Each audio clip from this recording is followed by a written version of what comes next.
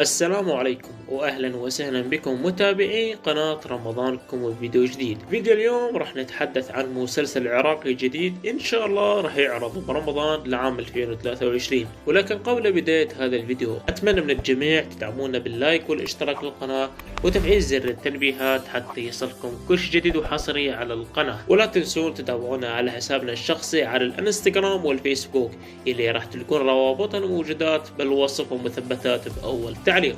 رمضان أهلا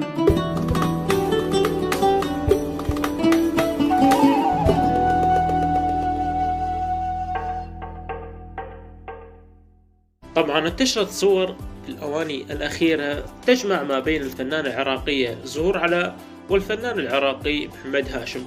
هاي الصورة واللي الأغلب منكم توقع أن هنالك مسلسل بنات صالح الجزء الثاني. طبعا هذا الشيء غير صحيح، ماكو أي جزء ثاني لمسلسل بنات صالح. هذه الصورة جمعتهم من خلال عمل عراقي جديد راح يعرض برمضان.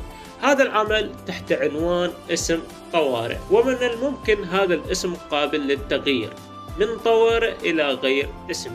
هذا المسلسل هو من تأليف الكاتب أحمد هاتف وإخراج المخرج أكرم كامل وإنتاج شركة صناع الفن. من بطولة هذا المسلسل كل من سعد محسن ومحمد هاشم وزهور علاء وأحمد طعمة وعلي نجم الدين وزينة الدليمي وطلال هادي وناهي مهدي ورغد خاتون وغيرهم من الفنانين.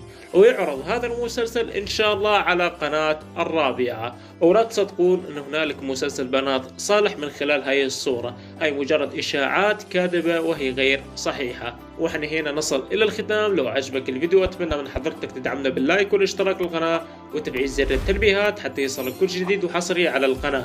لا تنسون تتابعونا على حساباتنا الشخصية على الانستغرام والفيسبوك، لأن هالأيام القادمة راح ننشر لكم بعض من الكواليس والبوسترات الحصرية اللي راح تعرض إن شاء الله برمضان لهاي السنة. أشوفكم إن شاء الله فيديو جديد، مع السلامة.